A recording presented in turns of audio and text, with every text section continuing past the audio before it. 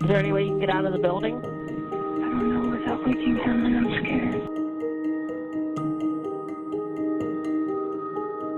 Teresa Thornhill escaped Robert Black.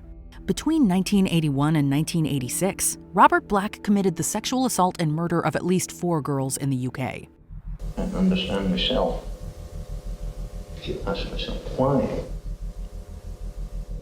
I got this fascination or weakness or whatever I want to call it. His list of victims could easily have included Teresa Thornhill if not for a narrow escape.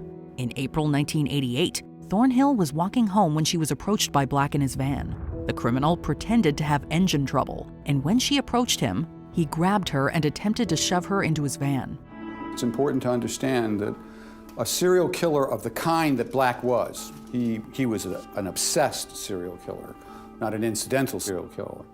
He was destined to kill over and over and over again. Remarkably, Thornhill fought back and screamed, which alerted a nearby friend who rushed towards the scene. Black then released Thornhill and hastily fled in his van. He was eventually arrested in 1990 and convicted 4 years later of multiple charges, including the attempted abduction of Thornhill. There was nothing in this man that he could ever have said, "I didn't mean to do it," because he got more aggravated in his depravity.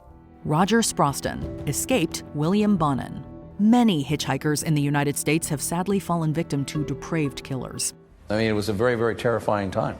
Roger Sproston narrowly escaped such a fate in 1980 when he hitched a ride to downtown Los Angeles with a man driving a red Ford Pinto.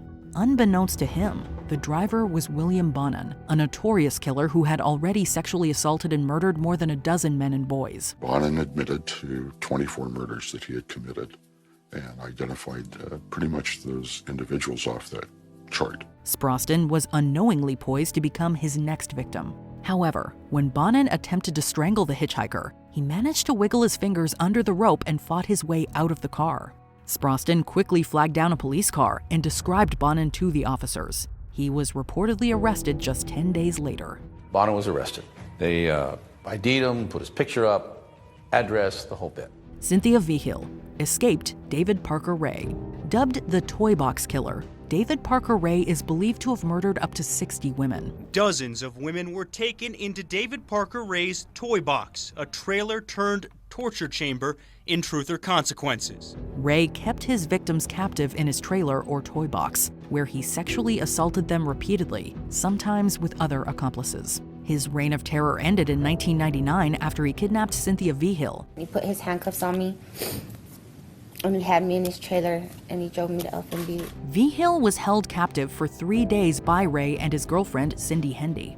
On the 3rd day, while Ray was at work, Vigil managed to unlock her chains and escape from the trailer after stabbing Hendy.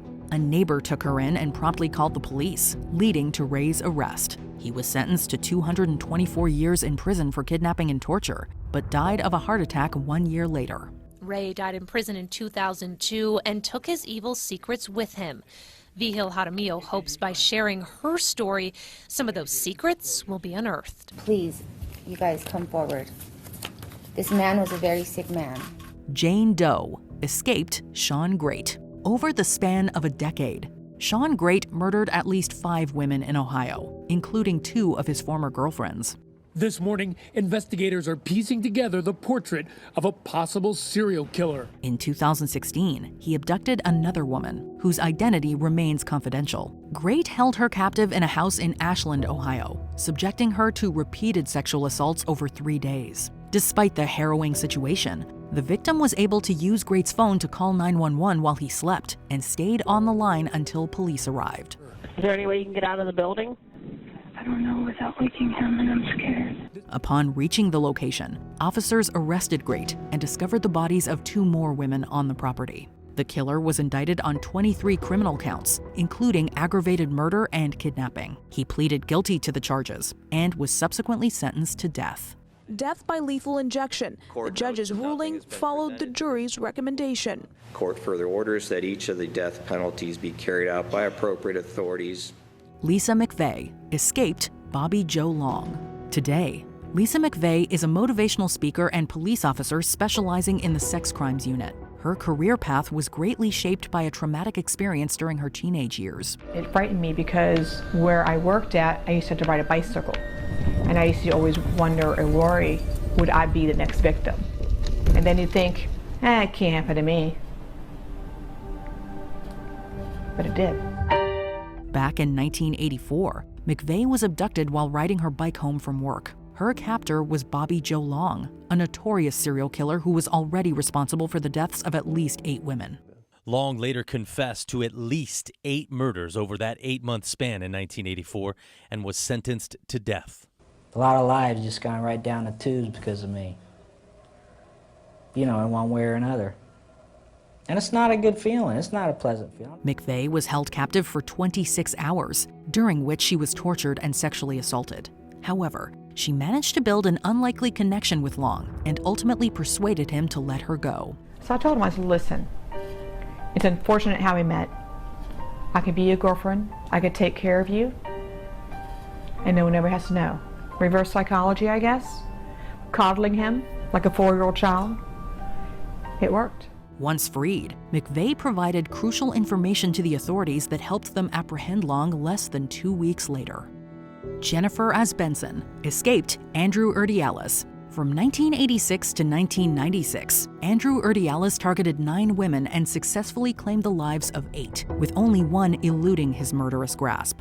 What makes him different from other people that you've tried, even for horrible murders? He enjoyed it. He went out and hunted women. It's just like a wrecking ball, the damage he's done. This is the most evil person I think I've ever met in my life. That woman was Jennifer Asbenson. In 1992, Asbenson accepted a ride to work from Urdiales and gave him a fake phone number when he asked for her contact. Infuriated, Urdiales waited for Asbenson and offered her another ride home, during which he bound her hands and attempted to sexually assault her. Asbenson got into Urdiales' car after he promised her a ride home. Instead, he drove into the desert. That's when her living nightmare began. He then forced her into his trunk and continued driving. Fortunately, Asbenson freed herself and escaped by popping the trunk from inside. It was hard to move on from it right away because nobody believed me. It would take nearly 5 years for police to apprehend Urdiales. He was eventually convicted of all 8 murders, but took his own life while awaiting execution. Kate Moyer escaped David and Catherine Burney. In 1986, Australian couple David and Catherine Burney embarked on a 1-month killing spree that claimed the lives of 4 women. The Burneys drove around, waiting to spot a single girl to abduct. Stirling Highway was their favourite hunting ground. Girls were enticed to the car by what they thought was a harmless married couple asking for directions. On November 9th, they abducted their 5th intended victim, Kate Moyer, after giving her a late-night ride. Moyer endured sexual assault from the couple and was forced to sleep in their bed while handcuffed to David. The following day, while David was at work and Catherine answered the front door, Moyer escaped through a window and reported her harrowing experience to the police.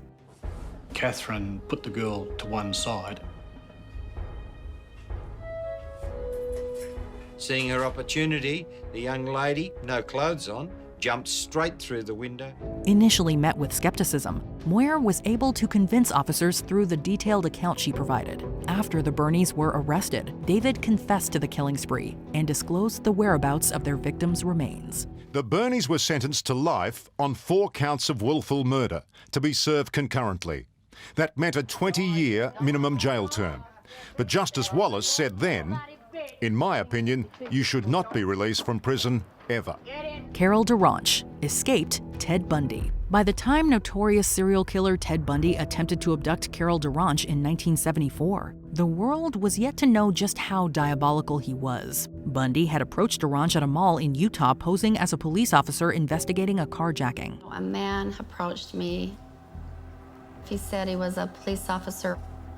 He said, "Well, we found someone trying to break into your car." He was polite.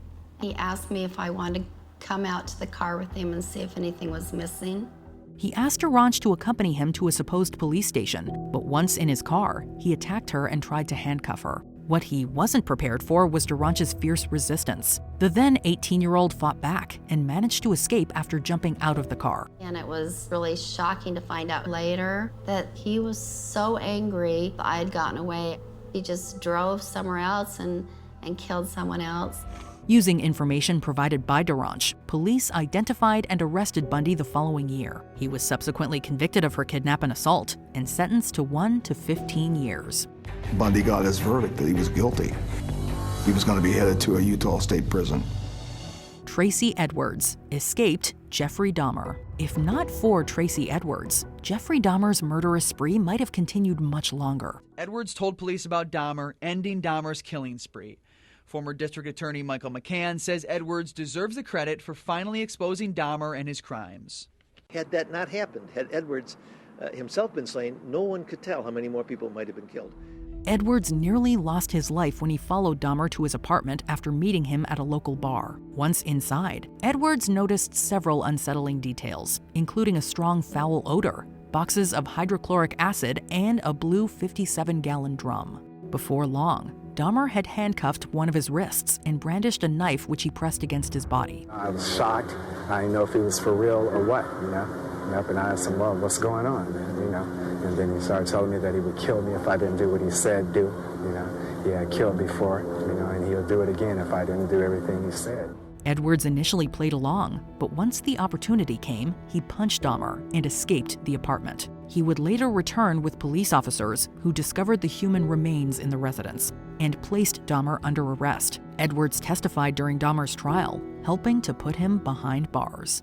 And you came up here to testify to the events as you recall them that occurred on the late afternoon, early evening, early morning hours of July the 22nd and the morning of July the 23rd, 1991. Rebecca Garday escaped Gary Ridgway. With 49 confirmed murders, Gary Ridgway stands as one of the most prolific serial killers in American history. Somebody asked me how he got the way he is. Where did he come from? And I said, he's not from outer space.